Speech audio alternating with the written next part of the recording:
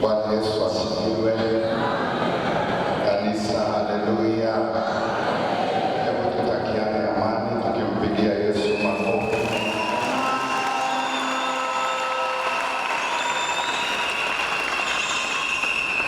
Kwanza kabisa tunamshukuru Mungu ambaye anatupa neema na kibali kuweza kufika siku ya leo, lakini kuona mkutano mwingine wa 13 wa USCF Taifa CCT. Lakini naendelea kumshukuru Mungu sana kwa ajili ya Baba Askofu. Mungu awabariki sana Baba, naendelea kuwatunza. Mratibu wetu, Mungu akutunze sana. Mchungaji, wachungaji wote, walezi wa kila mahali, walimu walezi, pamoja na viongozi wa USCF Taifa, viongozi wa USCF matawi yote, wote pale mlipo, pamoja na mikoa. Mungu awabariki kwa kazi njema ambayo Mungu ameendelea kuwatumia kuifanya, lakini pia kwa ajili ya wana USCF wote ambao Mungu ametupa neema ya kuweza kuhudhuria hapa. Tumpigie Yesu makofi ya juu.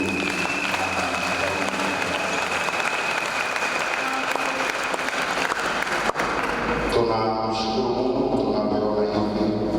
Ni maombi yangu ratibu, nimekuwa nikimwomba Mungu katika kila mkutano, hata nikifika siku moja, lakini sinaacha.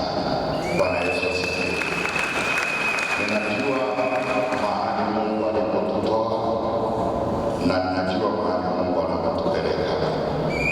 Anapotupeleka ni pazuri kuliko tulikotoka. Hatutaelezea vingi leo, ndio tutapata wakati mwingine au wakati muda mwingine tutazungumza kwa undani kidogo, lakini kuna mahali Mungu ametutoa kama USCF. Kama unatuona tuko matawi ndani iliyotajwa na viongozi hapa, ujue tulianzaga matawi yasiyozidi 12, na tuliohudhuria mkutano wa taifa wa kwanza tulikuwa matawi 6, na mengi yalitoka hapa Dodoma. Mawili yalitoka kule Mbeya na hapa Dodoma yalikuwepo hayo kadhaa, lakini tunamshukuru Mungu sana. Mimi niseme neno moja tu, kwamba tunawapenda, tunawaombea, na kuna mikakati tunaendelea kuiweka, na ninajua ambayo inaendelea kuwekwa kuanzia matawini, wapata associate kuanzia matawini moja kwa moja, lakini tunawaambia kwamba USCF ni chombo kinachotoa watu wa maana sana.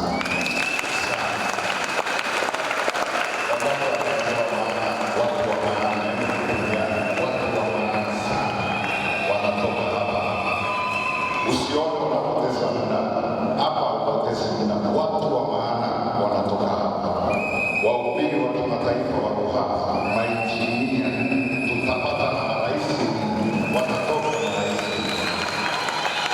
na marais. Lakini jambo moja tu niseme, mimi nitaweza kuongea mengi sana, lakini niseme jambo moja tu. Moja ya kitu kitakachokusaidia ufike mbali sio tu maombi, sio tu kuja kwako, sio tu kusoma, sio tu kuwa na digrii nzuri, disiplini, nidhamu.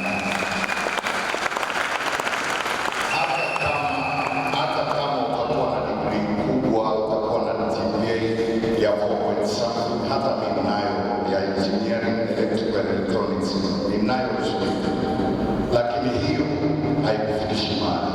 Bila discipline, bila nidhamu, hakuna mahali unaenda. Kama una adabu, mabejirani, kama una adabu hata kwako mwenyewe, uende mahali.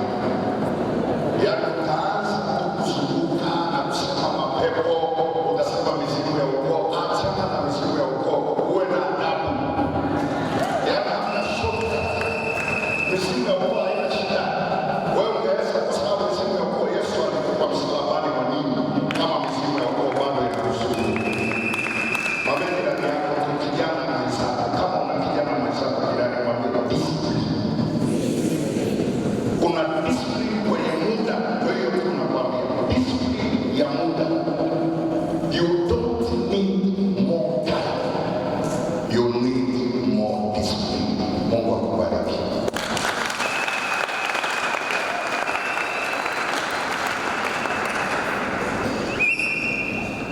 Mheshimiwa Askofu,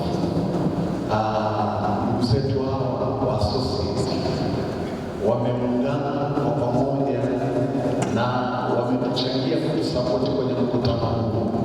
Naamini kabla wanaondoka watatuambia, lakini wametuchangia kutusapoti kwa ajili ya kufanikisha mkutano. Jambo la baraka sana, Mungu awabariki sana. Tunafurahia sana uwepo wenu, tutawatunza na kuangalia, hatutawaacha. Mungu wetu ni mwema, Mungu wetu ni mwaminifu. Tena mainjinia leo kwenye akaunti zenu zinaingia milioni 500, milioni 800. Ni makubwa sana. Lazima hizo fedha tugaie. Mungu awabariki sana mainjinia. Wamekaa mainjinia wote watano pale. Asanteni sana. Wapendwa katika Bwana, ni mwalike pia na kumkaribisha mtumishi wa Mungu Shedrack Molel ambaye ni Jongo Printers. Mheshimiwa Baba Askofu na kaimu katibu mkuu wa CCT, ndugu yetu Shedrack Molel ndiye ambaye kampuni yake imetusponsor kutengeneza hili bango la mkutano na bango lililoko pale nje. Wametoa cha ajabu sana. Mheshimiwa Baba Askofu na kaimu katibu mkuu, ombi hili nimewaandikia barua in a very short period of time. Yaani tumebakiza siku kama 3 za mkutano, ndipo nikamtafuta mkurugenzi, nikaongea naye wa Jongo Printers ambaye niliwa hapo nyuma na kumwomba mkono wa shirika, kwa sababu kampuni yake huwa inashughulisha na kazi hizi. Akaniambia kwamba nitakutengenezea bure, nitakuletea bure, na nitakuja huko kuzungumza na vijana kuhusu nidhamu ya kufanikiwa maisha bure.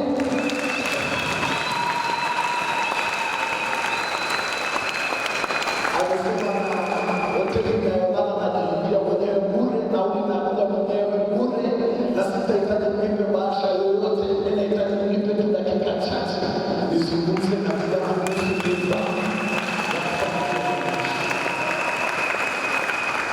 Hiyo jambo ambalo kwa chini alikuwa anazungumza kuhusu nidhamu